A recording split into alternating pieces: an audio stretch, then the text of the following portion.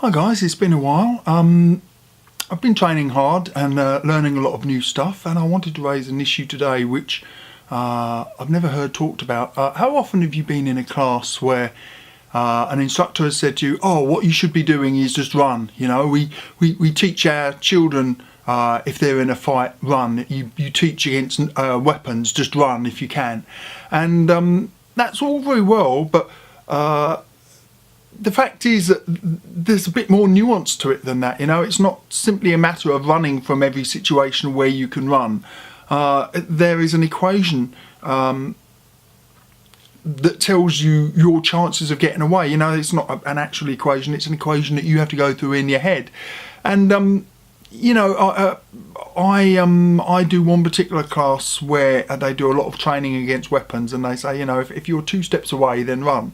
And I would say that that's nonsensical advice, you know, just telling everybody uniformly if you're 2 steps away to run. So in the first case, if you're face to face with somebody, before you can run, you need to turn and choose a direction. You know, it makes no sense to run towards them at an angle so that your momentum's already. So in the time it takes you to turn and run, you're already half a step that they can have closed, or a step that they can have closed on you. And I've seen police training videos against weapons where the policeman has a weapon in a holster and somebody's a distance away, and the guy, the policeman, has to unholster his weapon, aim and accurately hit the person with the weapon before the guy with the weapon can close down on them. And I seem to recall, and I'm pulling a number out of the air here, but I seem to recall that the number is 20 steps. If the other person's 20 steps away, that they can close down on a policeman before he can pull a holstered weapon and shoot the attacker who has a knife, for example.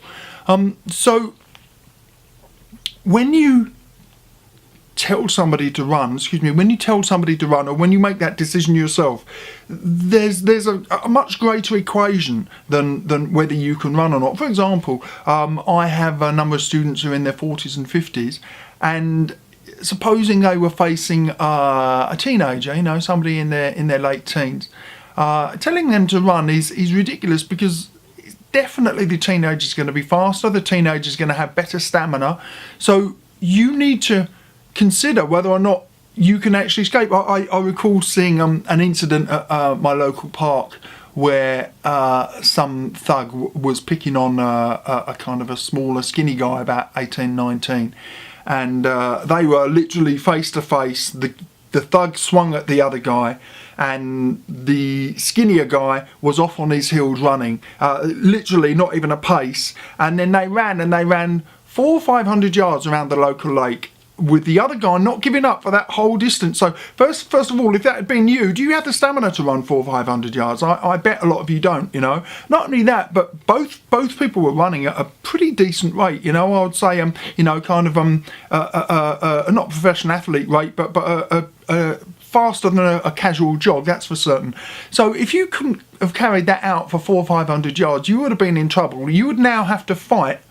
Now you're exhausted, you've done the run, and that's another part of the equation. Now, if it looks fairly quickly as if you're not going to get away, you need to make a decision to stand and fight, because there's no point waiting to stand and fight when you're so exhausted that you're collapsing on the floor and the other guy stayed up with you, you know. So I've seen videos of people facing knives, and the knife attacker pulls out the knife or a machete or whatever. The other guy is you know, more than a few paces away. They run and then they get stabbed in the back while they're trying to escape, or hacked across the neck. So, you know, to just tell people to run every time is ridiculous. Maybe you would be better off to be prepared and to stand your ground. You know, in Krav Maga, they tell you to try and create 2 spaces, two steps away from you, so that the attacker has to commit to a step to close on you, and that gives you a chance to counterattack. And if your defense against a weapon, for example, is good enough, that might be fine. I'd sooner never face a weapon, but I'd definitely sooner face a weapon on my terms than theirs. So what you don't want is to be surprised by a weapon, and the other thing you don't want is to be stabbed in the back with a weapon. So when we're making that equation, should you stay or should you go, I would say that you need to consider your stamina, you need to consider the other person's fitness. You know, you might have fantastic stamina, but they've just got really long legs and you're short and dumpy. You know, you might be carrying an ankle injury and they might not. You might be superbly trained if you stand your ground, but not so good if they're attacking you from the back.